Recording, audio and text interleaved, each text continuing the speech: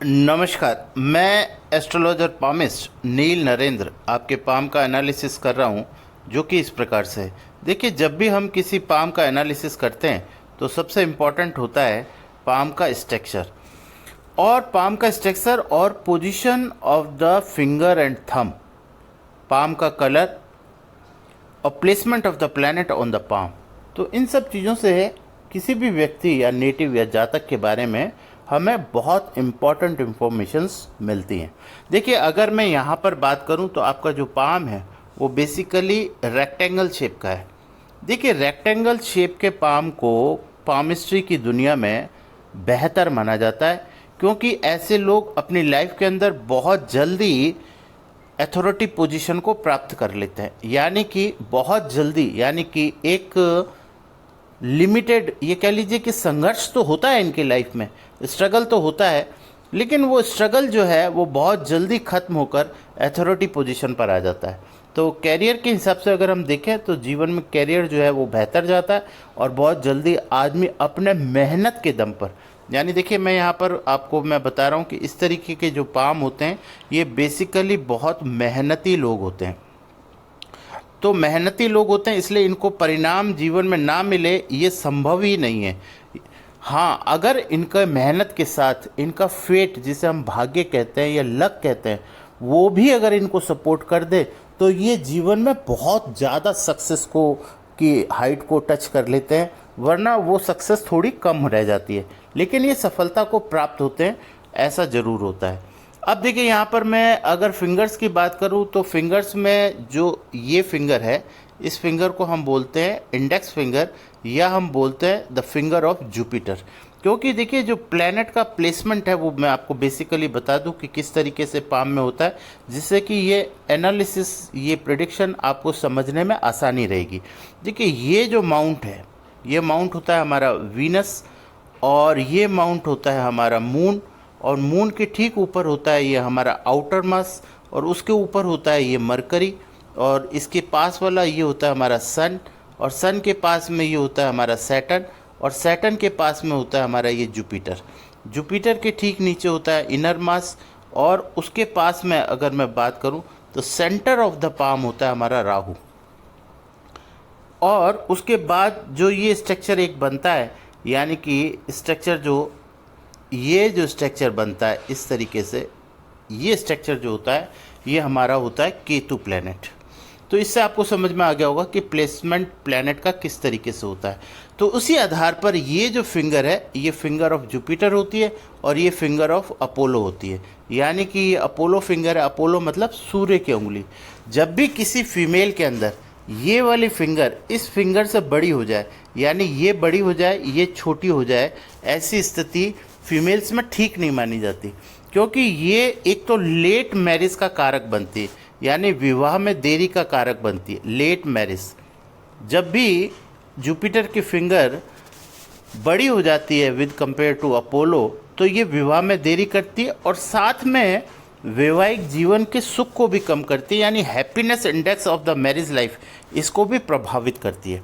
तो इसलिए समय रहते ही जुपिटर से संबंधित एस्ट्रोलॉजिकल और स्पिरिचुअल रेमेडीज़ जो है वो आपको करता रहना चाहिए, जिससे कि आपको जीवन में इस तरीके की परेशानी ना देखनी पड़े। दूसरी चीज़, जुपिटर ठीक ना होने से डे टू डे लाइफ की जो प्रॉब्लम्स हैं वो बढ़ जाती हैं, क्योंकि जुपिटर जो है वो रोज़मर्रा की ज़िंदगी में इनकम का कारक होता है, महिलाओं में मैरिज का कारक होता है, महिलाओं में मेल संतान का कारक होता है, पुत्र का कारक होता है, साथ में मैरिज की हैप्पीनेस जो है वो उसका कारक होता है, साथ में कारक होता है आपकी डे टू डे इनकम का। यानी कि अगर किसी भी महिला का जुपिटर अच्छा हो तो उसके जीवन को आप ये कह सकते हैं कि शानदार होता है, चाहे बाकी प्लैनेट ठीक हो या ना हो। इसलिए फीमेल्स में जुपिटर का और मेल में सन का अच्छा होना अति आवश्यक है। अब देखिए, यहाँ पर दूसरी चीज़ जो इम्पोर्टेंट है, प्लैनेट जो आपका नेगेटिव है वो है आपका मून। मून प्लैनेट जो है आपका बहुत ज़्यादा एक्सटेंडेड हो गया। एक्सटेंडेड का मतलब, अगर मैं यहाँ वीनस के बराबर लाइन खींचूँ तो आप देखेंगे कि ये मून का जो प्लैनेट है वो नीचे की तरफ शिफ्ट हो गया।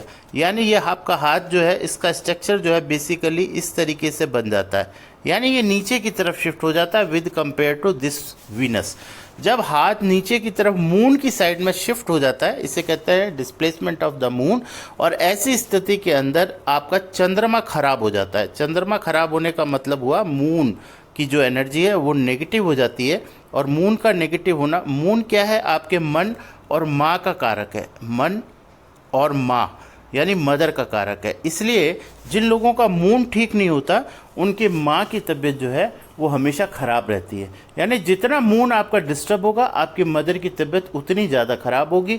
या वाइसे वर्सा आप बोल सकते हैं कि अगर मदर की तबीयत ख़राब होगी तो आपका मून ख़राब होगा। तो ये इस तरीके से आपको समझना पड़ेगा। तो मून को ठीक करना बहुत आवश्यक है, क्योंकि मून आपका राहु से इन्फ्लुएंस्ड है। राहु से जब मून इन्फ्लुएंस्ड होता है तो व्यक्ति के जीवन में जो सोचने की प्रक्रिया होती है वो राहु से प्रभावित हो जाती है, और व्यक्ति को असल में वो चीज़ें दिखाई नहीं देती जो वास्तविकता में होती हैं। यानी कि आपको चीज़ों को समझने में और किसी भी व्यक्ति को समझने में बहुत परेशानी आएगी, क्योंकि जैसा व्यक्ति आप समझेंगे वैसा होगा नहीं। यानी कि आपको अक्सर ऐसा लगेगा कि इस व्यक्ति के बारे में मेरे विचार कुछ और थे और ये निकला कुछ और। तो ये स्थिति जो बनती है वो राहु और मून के कॉम्बिनेशन के कारण बनती है। और राहु और मून का ये कॉम्बिनेशन व्यक्ति को जीवन में एंजाइटी भी देता है। एंजाइटी मतलब एक तो आपके मन में इनस्टेबिलिटी ऑफ द लाइफ के बारे में भी ख्याल आता है, और साथ में ख्याल आता है कि जीवन में स्टेबिलिटी, और साथ में जो आपकी घरेलू चिंताएं हैं वो आपके मन को बहुत प्रभावित करती हैं। और ये तो आप ये समझ लीजिए कि आपका जो लग्न है, लग्न हम हॉरोस्कोप के हिसाब से बताते हैं आपको कि आपका लग्न बहुत स्ट्रांग है। तो लग्न स्ट्रांग होने की वजह से आपके अंदर एक स्ट्रगल करने का एक साहस है, या परिस्थितियों से लड़ने का आपके अंदर एक साहस भगवान ने आपको दिया है। उसकी वजह से आप इन परिस्थितियों से निकलकर और अपने जीवन को सक्सेस करने में आपको सफलता प्राप्त हो जाएगी। तो इसलिए कोई डरने वाली बात तो इसमें है नहीं। दूसरी चीज़ ये है कि अगर मैं आपके स्ट्रेस की बात करूं तो स्ट्रेस में देखिए यहाँ ये 21 होता है और ये यहाँ पर 42 होता है। अगर आप ढंग से गौर करेंगे तो इस पोर्शन में ये जो माइंड लाइन है और ये माइंड लाइन जो है इतने पोर्शन की, तो इसके कंपैरिजन में अगर आप बीच की इस माइंड लाइन को देखेंगे तो ये आपको डार्क लगेगी, डार्क हो रही है। और साथ में ये ब्रॉड है, ब्रॉड का मतलब फैल गई। यहाँ पर देखिए आपको ब्लैकनेस इस लाइन के अंदर, यहाँ पर बहुत क्लीन लाइन है ये, और ये लाइन क्लीन है। और यहाँ पर तो यानी कि 21 से लेकर के और लगभग 40 साल की उम्र तक आप एक स्ट्रेस में जीते हैं। यानी ये जीवन आपका जो है इस समय का जो पीरियड है 21 से 40, ये लाइफ का आपका स्ट्रेस का पीरियड है। यानी किसी न किसी कारण से आपको जीवन में सदैव एक स्ट्रेस बनी रहेगी। हालांकि ये स्ट्रेस का लेवल बहुत ज़्यादा हाई नहीं है कि आप उससे संभाल नहीं सकें, क्योंकि हाई होने की स्थिति में यहाँ आइलैंड क्रिएट हो जाता है ऐसा। लेकिन आपका आइलैंड क्रिएट नहीं हो रहा, केवल लाइन जो है वो ब्रॉड और डार्क हो रही है। इस वजह से आपको स्ट्रेस तो रहेगा, लेकिन वो स्ट्रेस आप मैनेज कर पाएंगे। लेकिन ये स्ट्रेस भी ना रहे, इसके लिए आपको मून की जो रेमेडी है वो कर लेनी चाहिए।